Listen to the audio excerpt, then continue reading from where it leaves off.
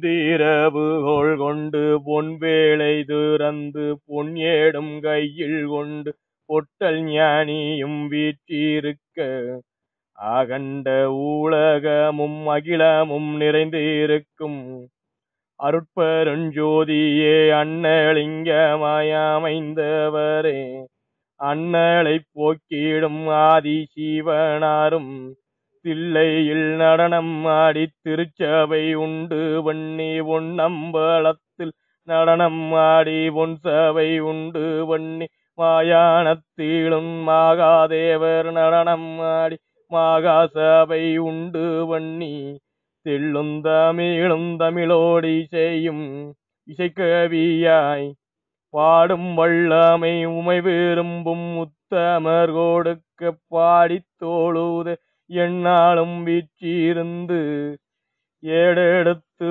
வாரேனையாபாதரிசி மாகாணும் ஆதித்தமிழில் அழகு தமிழில் செந்தமிழில் தேந்தமிழில் கவிபாடிவாரென் புள்ள ஆருத்திரதரிசனம் கொண்ட நடராஜரும் சூட்சமையெடுத்து வாரென் புள்ள சித்தினை பற்றி சிந்தை மறைந்தவன் சித்தாடி வீற்றிருப்பது சூட்சமம் சித்தானவற்றுள் சிந்தை தெளிந்து கணக்கினை கண்டும் கண்டும் காணாமல் வீற்றிருப்பது போல கண்டவன் உணராவண்ணம் தெய்வீகத்தை அமைப்பது சூட்சமம் எளிசை நாடகத்தினையும் கூட்டுக்குள் ஏந்தி அகமும் புறமும் வளையம் இட்டு ஆத்மலிங்கத்தில் சிவலிங்கம் ஏற்றி ஆத்ம ஜோதியில் பொன் விளக்கேற்றி பண்டாரம் ஆக வீற்றிருப்பவன் மொழிவது வார்த்தை அல்ல வாக்கு வார்த்தைகளில் மறைந்தது கணக்கு எண்ணங்களில் மறைந்தது பரிகாரம் எதிர்காலத்தில் மறைந்தது சித்து வெந்ததை தின்று வாயில் வந்ததை ஊழரும் இருமாப்பு கொண்ட மானிட பிள்ளைகளுக்கும் நான் கூறும் பாதிகளோ ஆதியும் நானே அந்தமும் நானே ஜோதியும் நானே அனைத்தும் நானே அனைத்திற்குள் அணுவும் நானே. இந்த வாரம் ஞாயிற்றுக்கிழமை குருமலை பூஜையில கவிப்பாடி வந்தது பாதரிஷி மகானும் நடராஜரும். எதை பத்தி சொல்லி வர்றாங்கன்னு சொன்னால் ஆருத்ரா தரிசனத்துடைய சிறப்பு என்ன, அதனுடைய சாராம்சம் என்ன, சித்தாந்தத்தில் இருக்கக்கூடிய பிள்ளைகளுக்கு ஆருத்ரா தரிசனத்தின் மூலியமா கிடைக்கக்கூடிய சிறப்பு என்ன, எப்படி என்னென்ன சிறப்புகள் நடராஜர் செஞ்சு கொடுக்குறாரு, அதே நேரத்துல மானிடச்சட்டில் இருக்கக்கூடிய பிள்ளைங்க மறு அவதாரத்துல சித்தாந்தத்தை பிடிக்கிறதுக்கு உண்டான நிலைக்கு எப்படி வழி போட்டு கொடுக்குறாரு. அதே நேரத்துல நடராஜர் இந்த ஆருத்ரா தரிசனத்துல சிவப்பு சாத்தி, பச்சை சாத்தி, வெள்ளை சாத்தின்னு சொல்லி 3 கலர்ல 3 இதுலதான் காட்சி கொடுப்பாரு. அதனுடைய சாராம்சம் என்ன அப்படின்னு எடுத்து சொல்ற வகையில தான் அந்த நடராஜர் அப்படிங்கிற ஒரு அவதாரத்தினுடைய சிறப்பு என்ன, 7 இசை நாடகத்தை தன் திருமேனிக்குள்ள அடக்கிறதுனாலதான் அந்த சிங்காரநாதன்ற சிவனார்னு சொல்லி நம்ம நாமத்திலே அவருக்கு இடம் பேர் உண்டு. அப்ப அப்பேற்பட்ட நிலையில அப்பேற்பட்ட வல்லமையில 7 இசை நாடகத்தையும் உள்ள தன் திருமேனிக்குள்ள அடக்கி வீட்டிருக்கக்கூடிய அம்சம் தான் நடராஜருடைய அவதாரம். இப்ப அதனுடைய நிலையை எடுத்து சொல்ற வகையில அந்த வார கணக்கையும் பொன் சபையில் என்ன நிகழ்ந்ததுங்கிறதையும் சொல்றாங்க. எப்படி ஆரம்பிக்கிறாங்க, பொன் திறவுகோல் கொண்டு பொன் வேலை திறந்து பொன் ஏடும் கையில் கொண்டு பொட்டல் ஞானியும் வீற்றிருக்க. அப்ப 2 வாரத்துக்கு மேல ஆயிடுச்சு. கடைசியில போன வருஷம் டிசம்பர் ஒட்டினாப்புல மலைக்கு போனது. அதுக்கு பிற்பாடு ஒரு 2.5 வாரத்துக்கு மேல ஆயிடுச்சு. ஒயிட் வாஷ்லாம் முடிஞ்சு மலைக்கு போறதுக்குள்ள. அப்போ பிள்ளைங்க வராம தற்காலிகமா மூடப்பட்டிருந்த குகை பிறகு பிள்ளைங்க வர்றாங்கிறதுக்காண்டி குருநாதர் அந்த இடத்த திறந்து வைக்கிறாங்களாம். அதான் பொன்துறவுகோல் கொண்டு குருநாதர் அபிஷேகத்துக்கு வர்றாரு. பொன்லிங்கத்துல அபிஷேகம் பண்றதுக்கு ரிஷிமான் பிள்ளைங்க வந்து தொண்டு செய்யறதுக்கு வர்றாங்கன்னு தெரிஞ்ச உடனே பொன்துறவுகோல் கொண்டு பொன் வேலை திறந்து பொன்னியோட கையில கொண்டு பொட்டல்ஞானி ரிஷிமான் நீ பொன் குகையில உட்கார்ந்து இருந்தாரு. இந்த வாரம் ஞாயிற்றுக்கிழமை குருமலை பூஜை ஆரம்பிக்கும் போது குகை திறந்த உடனே அப்படிங்கிற வார்த்தை சொல்றாங்க. அடுத்த என்ன சொல்றாங்க, அகண்ட உலகமும் அகிலமும் நிறைந்திருக்கும் அருட்பெரும் ஜோதியாய். அகண்ட உலகத்திலயும் அகிலத்திலயும் நிறைந்திருக்கக்கூடிய அருட்பெரும் ஜோதின்னு யார வர்ணிக்கிறாங்க, யார எடுத்து சொல்றாங்கன்னு சொன்னால் ஆதி சிவனார். ஏன் அவர் அருட்பெரும் ஜோதின்னு சொல்றாங்க, மாயைங்கிற ஒரு இன்னலாகிய ஒரு இருளை நீக்கிறதுக்கு என்றென்றுமே தெய்வீக அருளொளி நடத்தி அந்த மாயங்கிற இருளை விரட்டுறதுக்காண்டி அருட்பெரும் ஜோதியா காட்சி கொடுத்துட்டு வரக்கூடியது யார்தான்? அருளும் அருளுடன் கூடிய ஆனந்தமும், அதோடு அருளும் பொருளும் அருளுடன் கூடிய ஆனந்தமும் சேர்த்து கொடுக்கக்கூடிய நிலைதான் அந்த அருட்பெரும் ஜோதிக்கு ஒரு அம்சமே. அப்ப மாயங்கிற இருள் நீக்கி அந்த அருள்நிலை கொடுத்து அருளும் பொருளும் அருளுடன் கூடிய ஆனந்தமும் கொடுக்கக்கூடிய நிலைதான் அந்த அருட்பெரும் ஜோதி. அதுதான் ஆதிசிவனார். அதான் அகண்ட உலகமும் அகிலமும் நிறைந்திருக்கும் அருட்பெரும் ஜோதியாய் அண்ணலிங்கமாய் அண்ணலை நீக்கிடும் ஆதி சிவனாராய் அப்படிங்கிறாங்க. அப்ப அருட்பெரும் ஜோதியாய் யாரு காட்சி கொடுக்குறாங்களா? இந்த மாதிரியான ஒரு மாயங்கிற இருள் நீக்கி எந்நேரமும் தெய்வீக அருளொளி நீட்டிருக்காண்டி அருட்பெரும் ஜோதியா மானிடச்சிட்ட பிள்ளைகளுக்கு காட்சி கொடுத்து சித்தாந்தத்துல அண்ணலிங்கமா காட்சி கொடுக்கக்கூடிய நிலை சித்தாந்தத்துல பண்டார சட்டத்துல இரு கைலாயத்துல 2 குரு பூஜைக்கு மட்டும்தான். பூக்கைலாயத்துல தாத்தா குரு பூஜைக்கு ஆனந்த கோயில்ல, பொற்கைலாயத்துல குருமலையில தை 18 குரு பூஜைக்கு. அப்ப அவங்களுக்கு அருட்பெரும் ஜோதியா காட்சி கொடுக்கிறாரு ஆதிசிவனார். சித்தாந்தத்தை சார்ந்த பிள்ளைகளுக்கு அண்ணல் லிங்கமாவே காட்சி கொடுக்கிறாரு. ஏன்னா உலகத்துல புல்பூண்டுல இருந்து மானிடன் வரைக்கும் அனைத்து ஜீவராசிகளுக்குமே படிவெடுக்கக்கூடிய ஏடை கையில வச்சிருக்கக்கூடியவர் தான் ஆதிசிவனார்.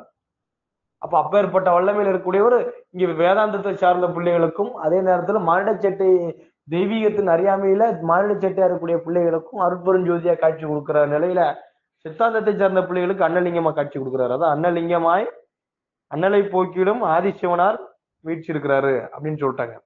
அப்புறம் என்ன சொல்றாங்க? தில்லையில் நடனமாடி திருச்சபை உண்டு பண்ணி, தில்லைன்னு சொன்னால் சிதம்பரத்துல, அங்க நடனமாடி திருச்சபை உண்டு பண்ணி, பொன்னம்பலத்தில் நடனமாடி பொன் சபை உண்டு பண்ணி, மயானத்தில் நடனமாடி மகாதேவரும் மகாசபை உண்டு பண்ணி அப்படிங்கிறாங்க. இடத்துல பொன் சபை 3 நாள் நடக்கும். குரு பூஜைக்கு முந்தின நாள், குரு பூஜை அன்னைக்கு, குரு பூஜைக்கு மறுநாள். குரு பூஜைக்கு முந்தின நாள் திருச்சபை தாத்தா தான் தலைமை நடத்தக்கூடிய நிலையில இருப்பாங்க. பெரும் ரிஷிமான்கள் சித்தர்கள்லாம் அதுல கலந்துக்குவாங்க. பொன் சபை அப்ப பட்டல்ஞானி ரிஷிமான் தான் லீடிங்கா உட்கார்ந்து அந்த சபையை ஒருங்கிணைச்சு கொண்டு போகக்கூடிய நிலையில உட்கார்ந்துருப்பாரு. புட்டல்ஞானி ரிஷிமான் உட்கார்ந்துருக்கும் போது பெரும் தவவலிமை வாழ்ந்த ரிஷிமான்கள், விஸ்வாமித்திரர், பிருகு ரிஷிமான், அந்த மாதிரி பெரும் தவவலிமை வாழ்ந்த ரிஷிமான்கள் பொன் சபையில வச்சிருப்பாங்க. அது 3வது நாள் தான் மகாசபை. இப்ப திருச்சபையும் பொன் சபையும் ஒன்னா சேர்ந்து மகாசபை யார் தலைமையில் நடக்கும்னு சொன்னால் ஆதிசிவனார் தலைமையில் நடக்கும். ஏன்னா இவங்கெல்லாம் அவதாரங்கள். இந்த அவதாரத்தை அவதாரத்துக்கு அனுப்பி வச்சதேவும் யாருதான்? ஆதிசிவனார் தான். ஒரு காலத்துல ஆதிசிவனார் கூட்டுல அணுத்துகளா வீட்டிருந்த அம்சமா இருந்தனால அவர் மகாசபைக்கு அவர் தான் லீடிங்கா உட்கார்ந்து அப்ப இது பண்ணுவார். அப்ப முதல் நாள் திருச்சபை, குரு பூஜை அன்னைக்கு பொன் சபை கணக்கு தான் நம்ம கவியில என்ன குரு பூஜைக்கு என்ன சிறப்பு ஏது சிறப்புன்னு பிள்ளைகளுக்கு சொல்லுவாங்க. மறுநாள் மகாசபை. அப்ப முதல் நாள் சித்தர்கள் ரிஷிமான்கள் வந்தாங்கன்னா மறுநாள் கடும் தவவலிமை புரிந்து டாப் மோஸ்ட் ரிஷிமான்கள் வருவாங்க பொன் சபை அன்னைக்கு. அப்பதான் கணக்கு வர்றது. அதுக்கு மறுநாள் முனிவர்ல இருந்து முனி வரைக்கும் பேய் பிசாசுல இருந்து அனைத்தும் உட்கார்ந்து இருக்கவங்க ஆதிசிவனார்ட்ட தன்னுடைய கோரிக்கையும் குறையும் முறையிடுறதுக்கு. ஏன்னா அவர் எல்லாத்துக்கும் வானவர்ல. அதனாலதான் இவர் என்ன சொல்றாங்க? தில்லையில் நடனமாடி திருச்சபை உண்டு பண்ணி, பொன்னம்பலத்தில் நடனமாடி பொன் சபை உண்டு பண்ணி. பொன்னம்பலத்தில் நடனமானா பொன்பொரம்பொருள் ஏடுங்கிறது ஒண்ணு கொடுத்து புட்டல்ஞானி ரிஷிமான பாலமுருகன் ஏடு இளமை பருவம், பாலமுருகம்ங்கிற இளமை பருவம், அந்த இளமை பருவம் மாயை அதை கலைஞ்செறிஞ்ச பிற்பாடு பொன்பொரம்பொருள் ஏடை கொடுத்து பொன்னம்பலத்துல புட்டல்ஞானி ரிஷிமான உட்கார வைக்கிறாங்க. ரிஷிமான்கள் தலைவராக தலைமைப்பட ஏற்க வச்சு. அதனாலதான் பொன்னம்பலத்தில் நடனமாடி பொன் சபை உண்டு பண்ணி, அவன் மயானத்தில் நடனமாடி மகாதேவரும் மகாசபை உண்டு பண்ணி சொன்னால் ஒரு ஒரு ஒரு வரமுறைக்குள்ளேயே ஆதிசிவனார் அடக்க முடியாது. இவர் இப்படிப்பட்டவர் தான், இதுக்கு உண்டானவர் தான், இல்ல இதுக்கு பாத்தியப்பட்டவர் தான் சொல்லி எதுலையும் எந்த கோணத்திலையும் எக்கோணத்திலும் வீச்சிருக்கக்கூடியவர், எல்லை இல்லாத இடத்தை சார்ந்தவர், எண்ணில் அடங்காத ஒரு புகழை பெற்றவர். ஏன் மயானத்தில் நடனமாடி மகாதேவர் மகாசபை உண்டு பண்ணாருன்னு சொன்னாங்கன்னு சொன்னால், புல்பூண்டுல இருந்து மாண்டன் வரைக்கும் படையெடுக்கக்கூடிய ஏடே ஆதிசிவனார் கையில வச்சிருக்கிறதுனால சித்தர்கள்ல இருந்து முனிவர்கள்ல இருந்து முனி, பேய், பிசாசு, மோகினி அனைத்துமே யார்கிட்ட தான் போய் அவருடைய குறைகளை நிவர்த்தி பண்ணி மறு அவதாரத்துக்கு இல்ல அதுக்கு உண்டான முக்தியோ மோட்சமோ இல்ல ரிஷிமான்கள் நிலையில இருக்கிறவங்க ஜீவசம நிலையை அடையணும்னா குருநாதர்கிட்ட யார்கிட்ட தான் கடைசியில் அப்ளிகேஷன் கொடுக்கணும்? அங்க எல்லையில்லா பரம்பொருள்கிட்ட தான் கொடுக்கணும். அந்த நிலையில ஆதிசிவனார் இருக்கிறதுனாலதான் அந்த அனைவரையும் ஒரே கோட்ல பார்க்கக்கூடிய நிலையில யார் தான் இருக்கிறார்? ஆதிசிவனார் தான் இருக்கிறாரு அப்படின்னு சொல்றதுனாலதான் இந்த 3ஐயும் சொல்றாங்க. தில்லையில் நடனமாடி திருச்சபை உண்டு பண்ணி, பொன்னம்பலத்தில் நடனமாடி பொன் சபை உண்டு பண்ணி, மயானத்தில் மகாதேவர் நடனமாடி மகாசபை உண்டு பண்ணி, வீற்றிருந்தார்கள். அனைவருக்கும் உண்டான ஒரு குருநாதர் அப்படிங்கறத உணர்த்துற வண்ணம் பாதரிசிமான் சொல்றாங்க. அடுத்து என்ன சொல்றாங்க? தெள்ளும் தமிழும் தமிழோடு இசையும் இசைக்கவியாய் பாடும் வல்லமை உமை விரும்பும் உத்தமர் கொடுக்க பாடி தொழுது என்னாலும் வீற்றிருக்கிறேன் பாதரிசிமான் அப்படின்னு சொல்றாங்க. இப்ப தெள்ளும் தமிழும் சொன்னால் இனிப்பு சாப்பிட்டா அந்த இனிப்பினுடைய சுவடு எப்படி அந்த நாக்குல இருக்குமோ அந்த மாதிரிதான் அந்த மாதிரியான ஒரு தமிழை கொண்டு கவியில சொல்லி வர்றாங்களாம். அதான் தெள்ளும் தமிழும் தமிழோடு இசையும். இசையும் எதுகை மோனையும் அந்த இனிப்பு சுவை மிக்க அந்த தமிழ் சொற்களும் அதே நேரத்துல கருத்து மிக்க சொற்களையா கொண்டு பிள்ளைகளுக்கு அந்த தெய்வீக கருத்தை கொண்டு போய் சேர்க்கறதுக்காண்டிதான் துறவர குருபீடத்துல இருக்கவனுக்கு வந்து அந்த கவிங்கிற சப்ஜெக்ட் கொடுக்குறது. அதான் தெள்ளும் தமிழும் தமிழோடு இசையும் இசைக்கவியா என்ன சொல்லி வர்றேன்? இசைக்கவியா பாடும் வல்லமே யார் கொடுக்குறாங்க? உமை விரும்பும் முத்தவர்னா யார்? ஆதிசிவனார் கொடுக்குறாங்க. பாடி தொழுது வர்றேன் பாதரிசிமான்னு சொல்லிட்டாங்க. அதே நேரத்துல ஒளி வடிவத்துக்கு வந்து அவதாரத்துக்கு வந்தவர் சப்த ரிஷி மகான்கள். ஒவ்வொரு ரிஷி மகான்களுக்கும் ஒவ்வொரு ஒளி வடிவம். ஆதிசிவனாருக்கு சிவப்பு ஒளி, அம்பாளுக்கு பச்சை ஒளி. இங்க ரிஷி மகான்கள் அனைவரும் ஆதிசிவனார் கூட்டுல இருந்து வெடிச்சு சிதறி அணுத்துகளா இருந்து வெடிச்சு சிதறி ஒளி வடிவத்துல அவதாரத்துக்கு வரும்போது வெள்ளை ஒளியில தான் வந்தாங்க. அதனாலதான் இந்த சிவப்பு சாத்தி பச்சை சாத்தி வெள்ளை சாத்தி ஏன் வர்றாங்கன்னு சொன்னால் சிவப்பு சிவனார் ஒளி அம்சம், பச்சை வந்து அம்பாள் ஒளி அம்சம், வெள்ளை வந்து ரிஷிமான்கள் ஒளி அம்சம். அவங்களுடைய தவ வலிமைக்கு ஏற்ப அவங்களுக்கு அந்த ஒளி வந்து நிர்ணயிக்கப்பட்டது. அதனால அந்த மூன்று காட்சியில் அந்த மூன்று கோலத்துல யார் ஒருத்தர் நடராஜர் அப்படி பாக்குறான்னு சொன்னால் அவன் மறு அவதாரத்துல சித்தாந்தத்தை வந்து தேடி பிடிக்கிறதுக்கு உண்டான வல்ல சான்ஸ் குருநாதர் போடுறாங்க. இந்த பிறவில அந்த மாயங்கிற இதை விடுத்துட்டு மானிட சட்டைங்கிற ஒரு பிம்பத்தை விடுத்துட்டு அந்த காட்சியை பார்த்து சிறப்பும் அதனுடைய பலாபலனும் எப்படி அடுத்து அவன் மறு அவதாரத்துல மறுபடியும் சித்தாந்தத்தை பிடிச்சி பொற்கைலாயத்தை பிடிச்சி, ஏன்னா இங்கேதான் வந்து பராம வந்து ஆகணும். டெல்லிக்கே ராஜாவா வந்தாலும் எங்கிட்ட சுத்தி வந்தாலும் என்ன சுத்தி வந்தாலும் எங்கதான் வந்து பராம வந்து வாங்கி ஆகணும். பொற்கைலாயம் தான், பொற்கைலாய சட்டமும் பொற்கைலாய ரிஷிமான் கூட்டத்துக்கு தான் வந்து பராமங்கிறது வாங்கி ஆகணும். அப்ப இங்கதான் வந்து ஆகணுங்கிறப்போ அதே நேரத்தில் ஒவ்வொரு கோயில்களுக்கும் ஒவ்வொரு சிறப்பும் ஒவ்வொரு சாராம்சமும் வச்சிருப்பாங்க. இப்ப திருச்செந்தூர் எடுத்துக்கிட்டா சம்மாரத்துக்கு தான் சம்மாரம் பண்ண இடம். அதனால சூரா சம்மாரம் வந்து அங்க ரொம்ப பிரசித்தி பெற்றது. திருக்கல்யாணம் வந்து திருப்பரங்குன்றத்துல பிரசித்தி பெற்றது. ஜோதி வழிபாடு திருக்கார்த்திகை வந்து திருவண்ணாமலையில பிரசித்தி பெற்றது. அப்போ ஒவ்வொரு சாராம்சம் தான் ஒவ்வொரு இடத்துல வந்து ரொம்ப பிரசித்தி பெற்றது. அனைத்தையும் கொண்டு இப்போ ஆடித்தவசுக்கு வந்து ஆடித்தவசு தான் வந்து சங்கரன் கோயில்ல, சங்கரநாராயணன் கோயில்ல, கோமதி அம்பாள் கோயில்ல வந்து பிரசித்தி பெற்றது. ஆனா அனைத்து தெய்வீக பொறுப்புகளையும் கொண்டு வீட்டிருக்கிறத வந்து பூக்கைலாயம் மட்டும்தான். தாருத்ரா தரிசனத்துக்கு ஜவுளி பூக்கைலாயத்துல இருந்து தான் நடராஜருக்கு 3 இதுக்கும் சிவப்பு சாத்தி பச்சை சாத்தி வெள்ளை சாத்திக்கு கொண்டு போய் கொடுப்போம். அதே நேரத்துல அம்பாளுக்கு சீர் எடுத்துட்டு போறது ஆடித்தவசுக்கு நம்ம தான். அதே நேரத்துல திருக்கல்யாணத்துக்கும் அதுக்கு ஏற்றாப்புல ஒவ்வொரு பொறுப்புகளையுமே அதனாலதான் கைலாயம்னு சொல்றோம். அதனாலதான் தெய்வீகத்துக்கு உண்டான ஹெட் ஆபீஸ் அப்படின்னு சொல்றது இதுதான். பூக்கைலாயம் பொற்கைலாயம் கைலாயம். ஒவ்வொரு கோயிலான ஒவ்வொரு தலம் வந்து ஒவ்வொரு நிலைக்கு வேணா பிரசித்தி பெற்றதா இருக்கலாம். ஆனா மூத்த குடி குருநாருடைய புள்ள சாமி உட்கார்ந்து அபிஷேகம் பண்ணி அவர் பொற்காலத்தால அபிஷேகம் ஏற்ற இடமே இதுதான், ஆனந்த கோயில் தான். அப்ப ஏற்பட்ட ஹெட் ஆபீஸ் எல்லாம் இன்னைக்கு நம்ம பிள்ளைகளை உட்கார்ந்துகிட்டு இருக்கிறோம்.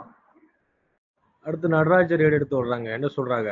ஆதித்தமிழில் அழகு தமிழில் செந்தமிழில் தேன் தமிழில் தன்னிலம் கொள்ளும் தரணியிலே தேன் போல தமிழிசையாய் யார் பாடி வர்றேங்கிறாங்க? சூட்சமையோட கையில வச்சு யாரு பாடி வர்றேங்கிறாங்க? நடராஜர் பாடி வர்றேங்கிறாங்க. ஆதித்தமிழ் கவி வந்து ஆதித்தமிழ்ல தான் இருக்கும். யாருக்கும் புலப்படாத வண்ணம், மானிட சட்டை பிள்ளைகளுக்கு புலப்படாத வண்ணம் அவங்களோட விளக்கம் கவி பாடினவன் தான் சொல்ல முடியும். நம்ம புரிஞ்சுக்கிட்டோம்னா திண்ணைய பாருனா திண்ணைய பார்த்த மாதிரி தான் நம்ம புரிஞ்சுக்கிடுவோம். புரிஞ்சுக்கிறவன் பாடின வந்து அதுக்கு விளக்கம் சொல்ல முடியாது. ஆதித்தமிழில் அழகு தமிழில் செந்தமிழில் தேன் தமிழில் தன்னிலம் கொள்ளும் தரணியில். தன்னிலம் கொள்ளும் தரணியில் சொன்னால் உலக மகரிஷிமான்கிறது தாத்தா தான். அப்ப அவருக்கு அடிபணியக்கூடிய நிலையில இருக்கக்கூடியதுதான் அதாவது தரணி மகரிஷின்னு சொல்லி கவியில சொல்லியிருப்பாங்க. அதாவது தன்னிலம் கொள்ளும் தரணியில் தேன் போல தமிழிசையை என்ன செய்யறாங்க சொல்லி சூட்சம ஏடுங்கிற விஷயத்த வந்து சொல்லி வர்றேன் அப்படின்னு யார் சொல்றாங்க? நடராஜர் சொல்றாரு. அப்ப வேதாந்தத்துல இருக்கிறவனுக்கு, மானிடை செட்டில் இருக்கக்கூடியவனுக்கு, தெய்வீகத்தின் அறியாமை வீச்சிருப்பவனுக்கு வந்து சித்தாந்தத்தை மறு அவதாரத்தில் பிடிப்பதற்கு ஆருத்ரா தரிசனத்துல போட்ட சிறப்பு தான் அந்த 3 காட்சியில நடராஜரை பார்க்கறது மூலியமா மறு அவதாரத்தை சித்தாந்தத்துல பிடிப்பான்னு சொல்லிட்டாங்க. இப்ப ஆருத்ரா தரிசனத்துல சித்தாந்தத்தை சார்ந்த பிள்ளைகளுக்கு என்ன சிறப்பு வச்சிருக்காங்க குருநாதர் அப்படிங்கறத அந்த சூட்சும ஏட்டுல சொல்லி வர்றேன் அப்படின்னு புதிர்கவியா நடராஜர் சொல்லி வர்றார். என்ன சொல்றாரு? சித்தினை பற்றி சிந்தை மறைந்தவன் சித்தாடி வீற்றிருப்பது சூட்சமம். சித்தினை பற்றி சிந்தை மறைந்தவன் சொன்னால் யார சொல்றாங்க? மானிட சட்டையில இருக்கவன சொல்றாங்க. அவன் தான் சித்துனா என்ன, தெய்வீகம்னா என்ன அப்படிங்கிற ஒரு அறியாமையில இருக்கக்கூடியவன், தெய்வீகத்தை பற்றிய ஒரு அறியாத ஒரு நிலையில இருக்கக்கூடியவன். இந்த அறியாமையே தெய்வீகத்தின் அறியாமையே ஒரு சால சார்ந்த வரம்னு வீச்சிருக்கக்கூடியவன். அதான் சித்தினை பற்றி சிந்தை மறைந்தவன் சித்தாடி வீற்றிருப்பது சூட்சமம். அப்பேற்பட்ட மாயையில உழன்று சம்சார பந்தத்துல உழந்து சந்ததியை வளர்த்துட்டு போறதேவும் ஒரு மிகப்பெரிய அவதார நோக்கம்னு கருதிக்கிட்டு இருந்தவனை ஒரு சலன செஞ்சல் மூலியமா சட்டத்துக்கு வர வச்சு அதுக்கேற்றாப்புல உரிய பரிகாரங்கள் செஞ்சு ஒரு மகான் கற்ப கோடி வருஷம் தியானம் பண்ண ஒரு ரிஷி மகான் பார்த்து பிள்ளையா தத்தெடுத்து அவனை கடைசி ஜீவசமாதி நிலைக்கு பிறவாம நிலை வரைக்கும் பக்குவப்படுத்தி கூட்டிட்டு போகக்கூடிய நிலையில தன்னுடைய வாழ்வியலே மாற்றி அமைக்கக்கூடிய நிலையில பிள்ளையார் பூஜை வாரம் மலை ஏறுறது வைக்கிறதுன்னு சொல்லி தன்னுடைய வாழ்வியலே மாற்றி அமைக்கக்கூடிய நிலையில இருக்கக்கூடியதான் சித்தானந்தம். அதான் சித்தினை பற்றி சிந்தை மறைந்தவன். சித்துனா என்னது, சித்தாந்தம்னா என்னது, தெய்வீகம்னா என்ன அப்படின்னு தெரியாம இருந்த மானிட சட்டையில இருக்கக்கூடியவனை கூட அந்த மகான் பிள்ளைய மாற்றக்கூடிய நிலைதான் சித்தாந்தம். ஆனா சித்தினை பற்றி சிந்தை மறைந்தவன் சித்தாடி வீற்றிருப்பது சூட்சமம். அப்படி இருக்கக்கூடிய மானிட சட்டையில் இருக்கவனே கூட தெய்வீகத்துல வந்து தன்னை இவ்வளவு தூரத்துக்கு அர்ப்பணிச்சு வீற்றிருக்கக்கூடியதான் சூட்சமம் அப்படிங்கிறாங்க. அடுத்து சொல்றாங்க, சித்தானவற்றுள் சிந்தை தெளிந்து கணக்கினை கண்டும் கண்டும் காணாமல் வீற்றிருப்பது போல் சூட்சமம் அப்படிங்கிறாங்க. அப்ப சித்தானவற்றுள் சிந்தை தெளிந்துன்னு சொன்னால் தெய்வீகம்னா என்ன ஏதுன்னு தெரிஞ்சுக்கிட்ட பிற்பாடு, சட்டத்துக்கு வந்த பிற்பாடு, பிரசன்ட் ஒளிவு காட்சிங்கிற அருள்நிலையெல்லாம் பெற்றுக்கொண்ட பிற்பாடு, குருநாட்டிலிருந்து இருந்து பெற்றுக்கொண்ட பிற்பாடு பிள்ளைகள் என்ன பண்ணிடுறாங்க, அது ஒரு அலட்சிய போக்க கையாண்டுறாங்க. அத அப்படிங்கிற ஒரு குற்றச்சாட்டு தான் அதுல நடராஜர் வந்து எடுத்து வைக்கிறார். ஏன்னா சாமி உணர்ந்த பிரசன்ட், சாமி உணர்ந்த ஏப்பம், சாமி உணர்ந்த காட்சி அனைத்தும் கடைக்கோடி தொண்டன் வரைக்கும் கொண்டு போய் சேர்த்ததுதான் சித்தாந்தத்தினுடைய மாபெரும் வெற்றி. ஆனா அதுக்கு ஒரு இழிச்சொல்லும் பழிச்சொல்லும் ஏற்படுத்துற மாதிரி நம்ம என்ன செஞ்சுக்கிட்டோம், பிள்ளைகள் நம்ம என்ன இப்படி நடந்துக்கிட்டோம்னு சொன்னால், தாத்தாவே ஒரு இதுல ஆதிசிவர்கிட்ட வந்து இனி வரக்கூடிய பிள்ளைகளுக்கு வந்து பிரசன்ட்டும் ஏப்பமும் மட்டும்தான், காட்சியும் இதுவும் கிடையாது அப்படின்னு சொல்ற, காட்சியும் ஒளிவும் கிடையாது அப்படின்னு சொல்லக்கூடிய நிலையில நம்ம பிள்ளைகளுடைய செயல்பாடுகள் அமைஞ்சுக்கிச்சு. அதனாலதான் அதுல என்ன சொல்றாங்க, சித்தானவற்றுள் சிந்தை தெளிந்து தெய்வீகம் என்னன்னு புரிஞ்சுக்கூடிய பிற்பாடு அலட்சியப்படுத்துறாங்க. அது சித்தானவற்றுள் சிந்தை தெளிந்து கண்டும் கண்டும் காணாமல் வீற்றிருப்பது போல. தெய்வீகத்தை என்னன்னு சொல்லி பிள்ளையார் பூஜை பிடிச்சு கொடுத்துட்டோம்னு சொன்னால் எத்தனை பேர் இன்னைக்கு முறையா கரெக்டா பிள்ளையார் பூஜை காலில் எஞ்சோடனே பண்ணிட்டு இருக்கிறாங்க. குருநாதர் ரிஷி மகன்கள் வந்து கைலாயத்தில் மட்டும்தான் இருப்பாங்க. அவங்க வந்து நம்ம வீட்டுல வந்து பூஜையை ஏத்துக்கிட்டு நமக்கு ஆசீர்வாதம் பண்ணி கொடுக்குற நிலை பிள்ளைகளுக்கு வாங்கி கொடுக்கறதுக்காண்டி எத்தனை வருஷம் சாமி தவம் கடந்து தாத்தாட்ட அந்த வரத்தை வாங்கி கொடுத்தா தெரியுமா? அது இன்னைக்கு எத்தனை பேர் அதை அலட்சிய போக்க அப்படியே கையாண்டுட்டு போறோம் நம்ம பிள்ளையார காய போட்டு. அதான சொல்றாங்க, கண்டும் கண்டும் காணாமல் இருப்பது போல கண்டவன் உணரா வண்ணம் இருப்பது சூட்சமம் அப்படிங்கிறாங்க. அப்ப தெய்வீகத்தை பேர்பட்ட நிலையில டக்குனு தெய்வீகத்தை தூக்கி கொடுத்தது தப்பு அப்படின்ற மாதிரியான ஒரு மனப்பான்மைக்கு யாரே வந்துடுறாரு, நடராஜரே வந்துடுறாரு. அதனாலதான் சித்தினை பற்றி சிந்தை மறைந்தவன், சித்துனா என்ன தெய்வீகம்னா என்னன்னு தெரியாதவன், அப்ப அவனை வந்து தெய்வீகத்துக்குள்ள கூட்டு வர்றாங்க. குருநாதர் பார்த்து பண்டார சட்டம் சித்தானந்தம்னு ஒண்ணு சொல்லி அருள்நூலை கொடுக்குறாங்க. அதான் சித்தாடி வீற்றிருப்பது சூட்சமம். சித்தானவற்றுள் சிந்தை தெளிந்து தெய்வீகம் என்னங்கிறது தெரிஞ்சுக்கிட்ட பிற்பாடு அதனை அலட்சியம் பண்றான். கண்டும் கண்டும் காணாமல் வீற்றிருப்பது போலன்னு சொல்லி அலட்சியம் பண்றான்.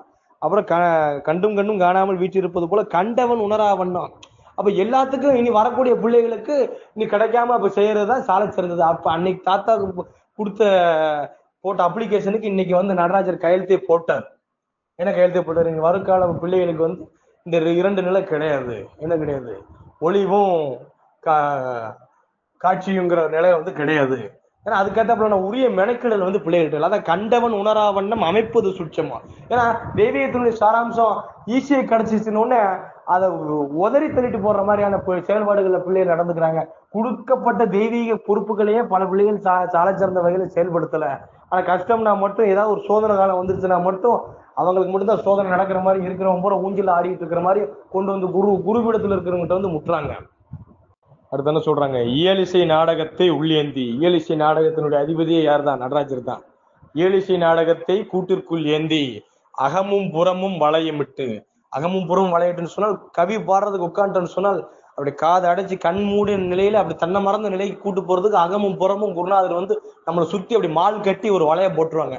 அதான் அகமும் புறமும் வளையமிட்டு ஆத்மலிங்கத்தில் சிவலிங்கம் ஏற்றி, குருநாதருடைய ஆத்மலிங்கத்துல, என்னுடைய ஆத்மலிங்கத்துல குருநாதர் வந்து இல்ல அந்த ரிஷிமான் வந்து இல்ல அம்பாள் வந்து கவி பாடுறதுக்கு முன்னாடி அந்த சிவலிங்கத்தை வச்சாதான் அந்த கூடு ஒருமிக்கக்கூடிய நிலைங்கிறது அதுதான். அதான் ஆத்மலிங்கத்தில் சிவலிங்கம் ஏற்றி, ஆத்ம ஜோதியில் பொன் விளக்கு ஏற்றி. கவி பாடக்கூடிய அந்த அன்னைக்கு எந்த மகானோ இல்ல அம்பாலோ கணக்கெடுக்க போறாங்களோ அவங்க வந்து அந்த ஆத்ம ஜோதியில வந்து பொன் விளக்கு ஏற்றிட்டாங்கன்னு சொன்னால் தன்னை மறந்த நிலைக்கு போயிடுவான். அதான் ஆத்ம ஜோதியில் பொன் விளக்கு ஏற்றி. அப்ப தன்னை மறந்த நிலைக்கு அவன் போயிட்டான்னு சொன்னால் அப்ப அந்த இடத்துல துறவரமா பண்டாரமா வச்சிருக்க மொழிவது சொல்லக்கூடியது வார்த்தை அல்ல வாக்கு. அந்த இடத்துல கவி பாடுறது வந்து வார்த்தை கிடையாது, அந்த சொல்லக்கூடிய இது குருநாதர் எடுத்து சொல்றது கணக்கு. அதான் அது வந்து வார்த்தை கிடையாது, வாக்கு. அதான் பண்டாரமாக வீற்றிருப்பவன் மொழிவது வார்த்தை அல்ல வாக்கு அப்படிங்கிறாங்க. அப்ப இதுகால் வரைக்கும் இப்படி கொடுக்கப்பட்ட அருள்நிலையை வந்து பிள்ளைகள் வந்து ஒழுங்கா கையாள தெரியாம இப்ப ஏற்பட்ட நிலையில இது எப்படி சிதைச்சு கையாண்டுட்டாங்க. அப்ப இப்ப ஏற்பட்ட அனைத்து அருள்நிலையையும் கையாளக்கூடிய வல்லமை யார்கிட்ட தான் இருக்கான்? துறவரமா ஒருத்தன் யார் இருக்கானா பந்த பாசமற்ற நிலையில பற்றுற்ற நிலையில எவன் இருக்கிறானோ அவனுக்கு மட்டும்தான் அந்த கையாளக்கூடிய வல்லமை உண்டு அப்படிங்கறத அதுல சொல்றாங்க. அதான் பண்டாரமாக வீற்றிருப்பவன் மொழிவது வார்த்தை அல்ல வாக்கு. அப்ப அந்த துறவரமா இருக்கிறவங்க மட்டும்தான் அனைத்து சித்து நிலையும் கையாளக்கூடிய வல்லமையே கிடைச்சது. ஏன் அந்த நிலை ஆதி மனிதனுக்கு கொடுத்தாங்களே ஃபர்ஸ்ட் அனைத்து அருள்நிலை வந்து ஆதி மனிதனுக்கு கிடைச்சது. மலை அடிவாரத்துல ஆதி மனிதன் தானே அவதாரத்துக்கு வந்தது. சப்தரிஷிமான் அவதாரத்துக்கு வந்தோடனே கூட்டிட்டு வந்தது ஆதி மனிதன். கேட்டப்பல புலம்பெயர்ந்து வந்து பண்டார் செடுத்த அடுத்து வெளி உலகத்துல இருக்கக்கூடிய பிள்ளைகளுக்கு பரப்பணும்னு சொல்லி வந்ததுனால மாயை ஒட்டுனதுனால அடுத்து அவனால அந்த அருள்நிலையை போற இழந்துட்டான். அந்த ஆதி மனிதன் எந்த எப்பேற்பட்ட ஒரு அருள்நிலையை உணர்ந்தானோ, எப்பேற்பட்ட ஒரு அருள்நிலையை அடைந்தானோ, அந்த நிலையை எம்மேல அடையணும் அப்படிங்கறதுக்காண்டி தான் பிள்ளைங்களை வந்து மலை அடிவாரத்துல சாமி வழக்கு போட சொன்னது. இன்ன வரைக்கும் ஜோதி வழிபாட்டுல அங்க இன்ன வரைக்கும் வழிபாடு நடந்து கொண்டிருக்கிறது. அப்ப அதான் அந்த அனைத்து அருள்நிலை தெய்வீகத்தினுடைய அருள்நிலையை வந்து கையாளக்கூடிய தன்மை வந்து துறவரத்துல தான் இருக்குன்னு சொல்லிட்டாங்க. அப்ப துறவரமா இருக்கிறவங்களுடைய சிறப்பு என்னன்னு அடுத்து சொல்றாங்க. வார்த்தையில் மறைந்தது கணக்கு. உனக்கு இந்த வேலை முடியுமியா போயா அப்படின்னு அந்த இடத்துல அது முடிஞ்சு போச்சு. உட்காந்து நித்திய கால ஏடு எடுத்து போர்ஸ் பண்ணி ஏடை விரட்டுறேன், போர்ஸ் பண்றேன், நித்திய கால ஏடு எடுக்கிறேன், அந்த இது செய்யறேன், இந்த இதை செய்யறேன், எதுவுமே செய்ய வேண்டாம். உனக்கு இந்த வேலை அதான் வாக்கு பலிதம்ங்கிறது. குருநாதர் துறவரத்தினுடைய வாக்கு பலிதம்ங்கிறது அதான் வார்த்தையில் மறைந்தது கணக்கு, எண்ணங்களில் மறைந்தது பரிகாரம். இவனுக்கு இந்த வேலை முடிஞ்சு கொடுக்கணும், இவனுக்கு இந்த சிறப்பு செஞ்சு கொடுக்கணும் அப்படின்னு ஒரு செகண்ட் நினைச்சால அந்த இடத்துல சம்பந்தப்பட்ட பிள்ளைக்கு அந்த பரிகாரம் கழியுது. அதான் துறவரத்துடைய சிறப்பு. அதான் எண்ணங்களில் மறைந்தது பரிகாரம், எதிர்காலத்தில் மறைந்தது சித்து அப்படிங்கிறாங்க. எதிர்காலத்துல மறைந்தது சித்தானந்தம். இது வரைக்கும் சித்தானந்தம்ங்கிற ஒரு சப்ஜெக்ட் பல மாநில சட்டியில் இருக்கக்கூடிய பிள்ளைகளுக்கு இன்னும் வெளியே தெரிய வராத காரணம் வந்து இந்த சூட்சும ஏட்டுக்குள்ள அது உள்ளடக்கி வச்சிருக்கிறனாலதான் அப்படிங்கிறாங்க. அதனாலதான் வார்த்தையில மறைஞ்சது கணக்கு துறவரத்துக்கு, எண்ணத்துல மறைஞ்சது பரிகாரம், எதிர்காலத்தில் மறைந்தது சித்துங்கிறாங்க. அதே நேரத்துல 18 இடத்துல நம்ம பட்டை அடிக்கிறதுக்கு உண்டான சிறப்பும் சாராம்சமே என்னன்னு சொன்னால், சாம்பலாக மாட்டேன், சமாதியாவேன், சர்க்குருநாதரிடம் சென்றடைவேன் அப்படிங்கிற 3 கோட்பாட்டை உள்ளேண்டிதான் 18 இடத்துல 3 விரல்ல வந்து பட்டை அடிக்கிறது. அப்படி திருநார் அப்படி உள்ளங்கையில வச்சு கரைச்சி பூசும் போது அப்ப அது திருநார் எப்படி கரையுதோ அந்த தண்ணியில அதுக்கேத்தாப்புல குழைச்சிதான் பூசணும் 18 இடத்துல. இப்படி கரையுது அதுக்கேத்தாப்புல கூடு கரையும். தெய்வீகம் கூட கூட கூட எப்படி காத்துக்கு கற்பூரம் கரைஞ்ச மாதிரி கூடு கரையணும். கூடு கரைஞ்சாதான் நம்ம என்ன செய்ய முடியும், ஜீவசம நிலையும் போய் அடைய முடியும். அப்பேற்பட்ட நிலைக்கு உண்டான நிலை தான் அந்த 18 இடத்துல பட்டடிக்கக்கூடிய சப்ஜெக்டேவும். அதையே உள்ளேங்கின வகையில இருக்கக்கூடியதான் அந்த திருவாதிரை கொடுக்குற பொட்டு. அந்த பொட்டு கருப்பு பொட்டு ஒண்ணு கொடுப்பாங்க. நம்ம சட்டத்துல எதுவுமே கருப்பு வந்து ஆகாதுன்னு சாமி சொல்லுவாங்க. அந்த யாகம் வளர்த்து அந்த திருவாதிரை பொட்டு வைக்கும் போது குருநாதர் பாதத்துல அணுத்துகளா போய் சென்றடைக்குண்டான சிறப்புக்கு அதுக்குண்டான ஒரு அடிப்படை மெனக்கிடலா தான் அந்த பொட்டு வைக்கிறது. அது மூலயமா அதுக்குண்டான ஏடு நமக்கு அங்க அடிப்படையா ஏடு விழுந்து அதுக்கேற்ற கிளிக் ஆகி நமக்கு போறதுக்கு உண்டான ஒரு பேஸ் கான்செப்ட் அது. அடுத்து என்ன சொல்றாங்க அதுல நடராஜர், அடுத்துதான் மெயின் பாயிண்ட். அதுல என்ன சொல்றாங்க, வெந்ததை தின்று வாயில் வந்ததை உளரும் இருமாப்பு மானிடனுக்கு அப்படிங்கிறாங்க. எல்லாமே நான் தான் அப்படிங்கிற ஒரு அகம்பாதத்துல ஆணவத்துல இருக்கக்கூடிய வெளியே இருக்கக்கூடிய பிள்ளைகளும் சரி, சட்டத்துல இருந்து வெளியே போன பிள்ளைகளுக்கும் சரி, நடராஜர் சொல்லக்கூடிய விஷயம். ஏன்னா அவங்களுக்குலாம் அந்த அருள்நிலை கொடுத்து அதை ஒழுங்கா பயன்படுத்தி தெரியல, இல்ல ஒழுங்கா அதுக்கு அந்த ஒரு சில விஷயங்கள் தெய்வீகத்தில் கொஞ்சோண்டு தெரிஞ்சுக்கிட்ட உடனே அடைஞ்ச உடனே எல்லாமே தெய்வீகத்தினுடைய டாப் மோஸ்ட் எண்டு வரைக்கும் டெட் எண்டு வரைக்கும் பார்த்தாச்சு அப்படிங்கிற ஒரு இருமாப்புக்கு வந்துடுறாங்க. அப்படிங்கிறதுக்கு தான் இந்த பதில் சொல்றாங்க. அதான் என்னது, வெந்ததை தின்று வாயில் வந்ததை உளரும் இருமாப்பு மானிடனுக்கு நான் கூறும் பதில்னு சொல்லி குருநாதர் அதை கடைசியில் முடிக்கிறாங்க. என்ன சொல்றாங்க, ஆதியும் நானே அந்தமும் நானே ஜோதியும் நானே அனைத்தும் நானே அனைத்திற்குள் அணுவும் நானேங்கிறாங்க. ஆதியும் நான் தான், அந்தமும் நான் தான், ஜோதி வழிபாட்டுல இருக்கக்கூடிய ஜோதியும் நான் தான், அனைத்தும் நான் தான், அனைத்து என்ன தூணும் நான் தான், துரும்பு நான் தான், அனைத்தும் நான் தான், அனைத்துக்குள்ள அணுவும் நான் தான் அப்படின்னு சொல்லி சர்வமும் சிவமயம், கம்ப்ளீட்டா பரம்பொருள் தான் அம்சம். சும்மா கால் தூசி கூட மானிடனுடைய அகம்பாதங்கிறது கிடையாது, அது கூட பெறமாட்டான் அப்படின்னு சொல்ற விதத்துல சொல்லி கணக்கை முடிக்கிறாங்க.